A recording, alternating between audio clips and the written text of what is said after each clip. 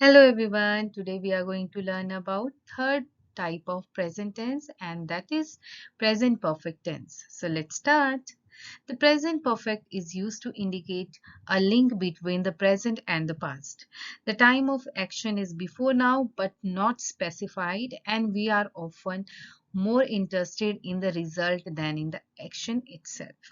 अब present perfect tense कहाँ पे यूज करते हैं ये जानेंगे कि प्रेजेंट परफेक्ट टेंस इंडिकेट करता है link between present and past. तो ये कहीं प्रेजेंट और पास्ट के बीच की बात होती है। जो time of action is before now, पर जो एक्शन का टाइम होता है वो क्या होता है, अभी से पहले का होता है, बट नॉट स्पेसिफाइड। वो स्पेसिफाइड नहीं होता कि कितने बजे और कब हुआ है, कहाँ हुआ, ये सब नहीं स्पेसिफाइड होता है।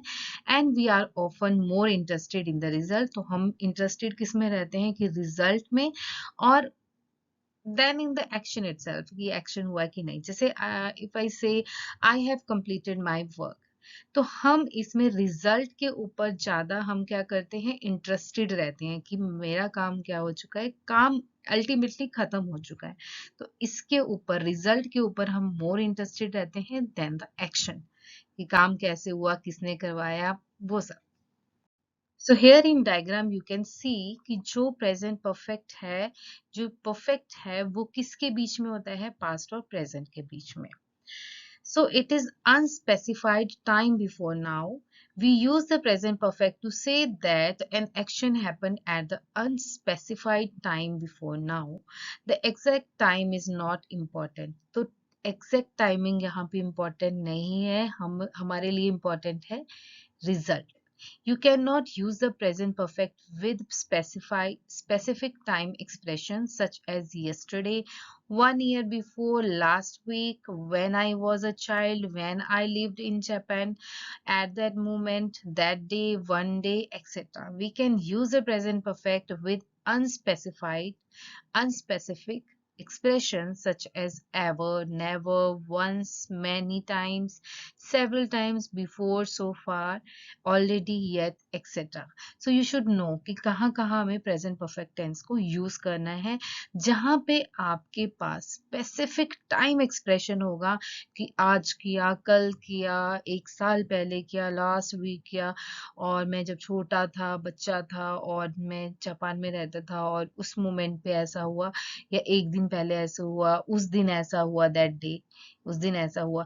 तो ये सब इनके इसमें इनको यूज करते हुए हम प्रेजेंट परफेक्ट टेंस नहीं बना सकते, क्योंकि यहाँ पे स्पेसिफिक टाइम गिवन है। But if you talk about present perfect tense, वहां पे हमारे पास अनस्पेसिफिक एक्सप्रेशंस रहता है, जहां पे हमें हमारे लिए टाइमिंग्स मैटर नहीं करती है, सिर्फ और सिर्फ रिजल्ट मैटर करता है।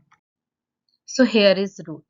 अब जो हमारा रूल रहता है प्रेजेंट परफेक्ट टेंस का, तो इसमें हमें सब्जेक्ट हैज हैव यूज करना होता है, और उसके बाद वर्ब की थर्ड फॉर्म यूज करनी होती है। So let's start how we use them. Let's see. Affirmative sentence. Affirmative sentence होगा मीन्स जब पॉजिटिव सेंटेंस हम राइट कर रहे हैं प्रेजेंट परफेक्ट में, तो हम subject plus has have plus past participle. Past participle is nothing, it's only verbs third form. Example, I have eaten pizza before. तो अब देखो, I have eaten pizza before, before बोल दिया, यहाँ पे हमने स्पेसिफिक टाइम नहीं दिया, हमने सिर्फ ये बोला कि हमने पिज्जा खाया हुआ है पहले, ये नहीं बताया कि कब खाया, आज खाया, कल खाया, कब खाया। Negative sentence, subject have not, और you can say haven't, has not, hasn't plus past participle. Example, I have not eaten pizza before. तो ये भी हमने यहाँ पे नॉट को यूज कैसे करना है ये देखना है, कि जो सब्जेक्ट होगा उसके बाद हैव नॉट आएगा, और उसके बाद आप वर्ब की थर्ड फॉर्म यूज करोगे। इंटेरोगेटिव सेंटेंस, हैज हैव, तो हैज हैव पहले आ जाएगा plus subject plus past participle. Example, have you eaten pizza before? So this is how you will do this. So here we will conclude present perfect tense. Present perfect tense कैसे form होता है? Has है plus past participle और you can say verbs third form. और जब आप questions पूछोगे तो कैसे यूज करेंगे प्रेजेंट परफेक्ट को? Questions are indicated by inverting the subject and has है। तो इन्वर्ट करना है मतलब उनकी पोजीशन को चेंज करना है। सब्जेक्ट की जगह हैज आ जाएगा और हैज हैव की जगह सब्जेक्ट आ जाएगा।